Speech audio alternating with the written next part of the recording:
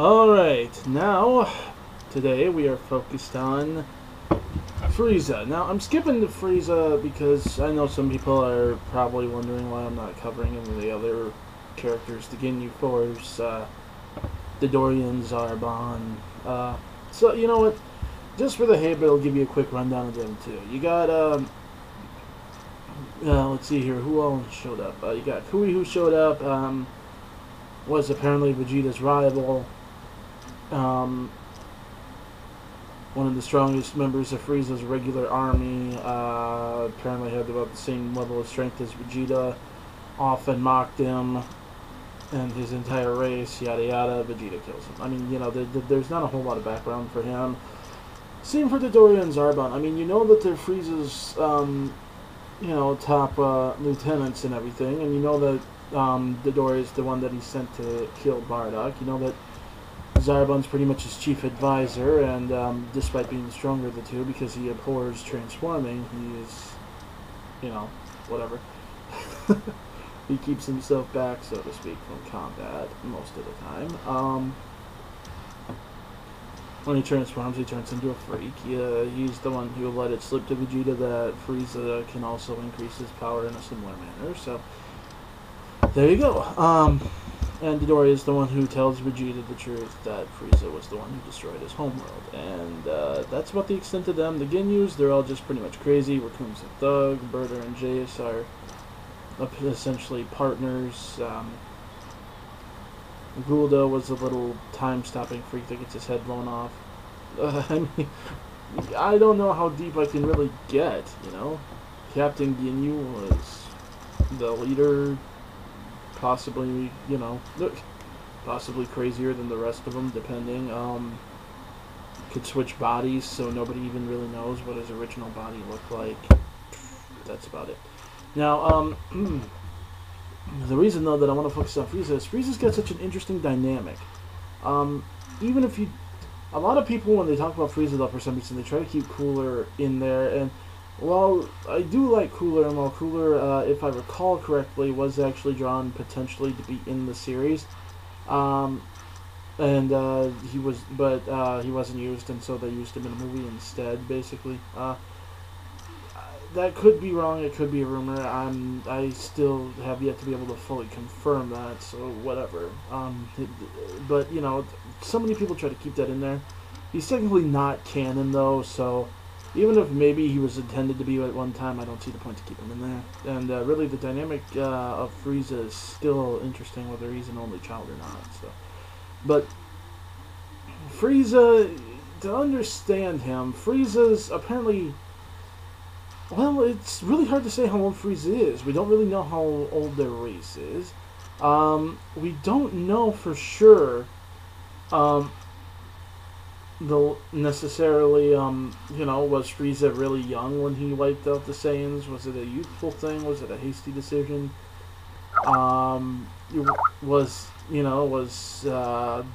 Do they just age so much slower that it's, like, really no difference in age? You know, hard to say. But we do know that Frieza has spent years basically stampeding and rampaging across the galaxy. He and his family have an empire set up. He apparently has free reign. He's able to go through and do whatever he needs to do.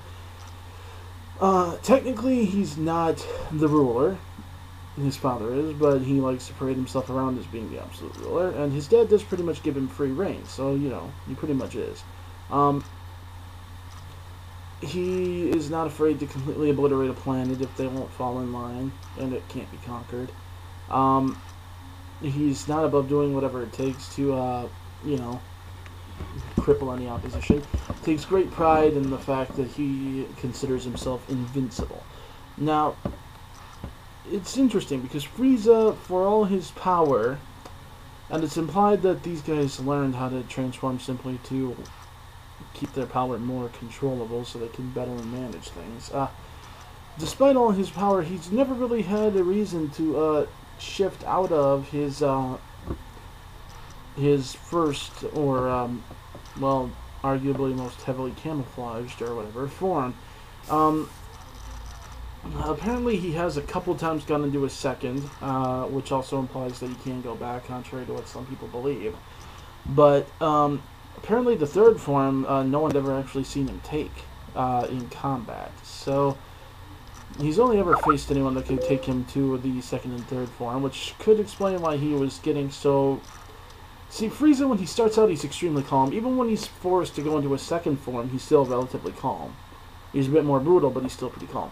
But if you notice, when he goes into his third form onward, he's a lot more sadistic. He's a lot more angry. He's a lot more... Even though he's calmer, you can just tell that he's pretty much angry that he even got pushed to this point. Did he relish in the fact that he was going to absolutely terrify them and basically show them hell, as he said? Yes. But at the same time, you know, it's pretty embarrassing for him that he even had to get pushed that far. This guy essentially ruled entire, you know, the entire galaxy, or at least a huge chunk of it. And the parts they didn't rule, he could pirate and pillage, and he was definitely feared. I mean, even the Kais had heard of him and, you know, weren't exactly not sweating the guy. He was extremely powerful. He was extremely dangerous. And when he came up against an enemy that forced him to transform like that forced him into the higher levels of power, especially when they were, you know, Saiyans and beings from a planet that was pretty much not where it spit originally, it upset him. When he found out that Vegeta was planning to betray him by going after those Dragon Balls, it upset him. And then he happened to hear about the legend of the Namekian Dragon Balls, and he figures he's going to go after them himself. Yes, people, so many people seem to think that he only, you know, that Vegeta was somehow some kind of victim of Frieza's because of that stupid dub thing. That ain't the case. He was planning to betray him long before he even found out that Frieza destroyed his planet and essentially supposedly went back on his word and killed them all anyway. Even though he told them before that... Oh, God. Anyway, don't even get me started with that, the mess that made there. But, yeah, honestly, Frieza, it's a very interesting dynamic he has with Goku and Vegeta, simply because he's the one who completely destroyed their planet, destroyed their people, wiped them all out, almost completely wiped out the Namekian race, which is Piccolo's beef with him, invaded his home, started slaughtering his people that he had pretty much just rediscovered, just learned that he had.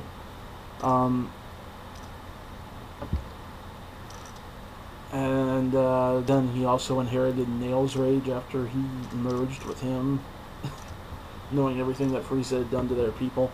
And then you have, though, I mean, you got Piccolo's perspective. Piccolo basically knows what Frieza did. Vegeta also knows what Frieza did and had an attachment to that culture. Goku, though, the irony is that Goku basically had to fight for the honor of these two races who he had never really had a chance to meet. Who, in the case of his own race, he wasn't even really a part of, familiar with. But he basically had to, for their sake and in their name, take on Frieza. So that right there is actually kind of interesting. He's basically having to fight for people that he really knew nothing about, other than the fact that they were, well, in essence, evil.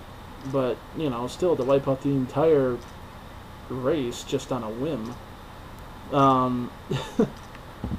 Stab them in the back when they were faithfully serving you, that's, you know, something that's pretty low.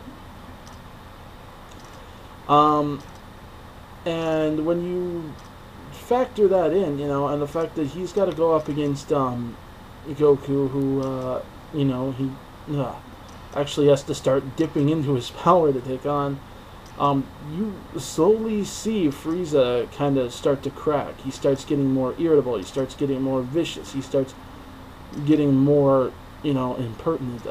He cannot believe the audacity of these people to actually challenge him, let alone the fact that they're this strong and actually able to challenge him. And when he gets hit by that spirit bomb, especially the first time he's actually able to feel real pain. It just pushed him over the edge. He basically determined at that point he was going to kill them all one by one, and he was too. That was his full intention. And then to get confronted with the one thing, the very reason that he had wiped out the Saiyans in the first place. See, the thing about Frieza is when he wiped out the Saiyans, he did it out of a fear. He noticed that they were all getting stronger. Each successive generation was born stronger than the last. And they were getting stronger. And they were getting stronger. And they were going on these missions that should have been suicide missions, and yet entire teams were surviving. And it was frightening him. Because while he didn't consider himself to be superstitious and believe in that legend, he couldn't ignore the fact that the Saiyans were in fact getting stronger as a whole. I mean, even the low-ranking people were coming back more and more. And the truth of the matter is that 1,000 years, or whatever, since the last Super Saiyan was supposed to be coming close. You know, the Super Saiyan legend was supposed to be approaching the time when it was supposed to take place. And so basically, yes, out of fear and figuring they were expendable, he just wiped them all out. And then it turns out that the one that got away on that little pod, I mean, that's half the reason, believe it or not, that he took Vegeta. He was the one who was supposedly going to be that Super Saiyan. It was sort of his little prize that he made certain it wouldn't happen, and then Vegeta was the one who was supposedly, or at least indicated, that he should have been the Super Saiyan. I mean, the Super Saiyans were always of the royal line. Vegeta was so young and yet so incredibly powerful compared to, you know, Saiyan history and record. So yes, you know, he killed them all and took the one that was supposed to be it, and that was his trophy, that was his prize, that was his pet. And he did treat him well, comparatively. And yet Vegeta still stabbed him in the back. You know, so that threw him into a rage in and of itself. But the fact of the matter is, the one that he let get away, the one that slipped by that tiny little pod with that little baby that registered almost no power whatsoever, is the one that came back and turned out to be his worst nightmare. And it terrified him. It shook him. It broke him. It busted his rage bubble like you wouldn't believe. By the end of that fight, Frieza is literally just flailing wildly, screaming, trying to hit him, trying to beat him, trying to prove that he's still stronger. And in the process destroys himself. And then, of course, later on, when his father finds him, Daddy, who it turns out is even stronger than him, finds him and rebuilds him, and Frieza figures he's going to have an easy time of it until he finds another Super Saiyan, which also kind of freaks him out. And when he determines to destroy the entire planet just to get rid of it, and this time actually do it, he is shocked to find out that, you know, that ain't going to happen. And he ends up butchered as a result. The thing about Frieza is that there's just so much irony in that in setting out to stop the one thing that he actually feared, he himself made it happen. And that right there is just extremely ironic. You know, the role he played in his own demise is just wow. But Frieza, you know, Frieza though, awesome character, I have to admit. The spine-chillingly evil, very ironic destiny, so to speak. Well, very ironic. And all in all, he's actually a pretty dang good villain. So, next time we're going to be focusing on, let's see, I'm not going to do Garlic Jr. because he's filler, even though I really do like that saga, but, you know, it's a filler saga. I'm sticking to mostly the actual canon here, so we're going to go to androids 19 and 20 next, and it'll probably be a shorter one because I want to do 16, 17, and 18 separate too. I don't want to try to lump all the androids together because then I probably run over time. So, 19 and 20 will probably be coming next, and then 16, 17, and 18, then Cell, and we'll move from there. Alright guys, see ya.